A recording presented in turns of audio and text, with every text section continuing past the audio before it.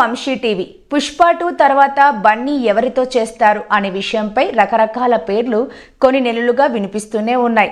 మొదట్లో త్రివిక్రమ్ పేరు బాగా వినపడింది. ఆ తర్వాత అట్లీ పేరు, ఇప్పుడు నెల్సన్ పేరు వీరిద్దరి కంటే ఎక్కువగా వినిపిస్తున్నది. జైలర్ సినిమాతో అఖండ విజయాన్ని అందుకున్నారు నెల్సన్. 6 నెలల క్రితమే అల్లు అర్జున్ కి నెల్సన్ కథ వినిపించారట. కథ నచ్చడంతో బన్నీ గ్రీన్ సిగ్నల్ ఇచ్చినట్టు ఫిలిం నగర్ టాక్. ప్రస్తుతం ఈ సినిమాకు సంబంధించిన స్క్రిప్ట్ వర్క్లో నెల్సన్ బిజీగా ఉన్నట్టు సమాచారం.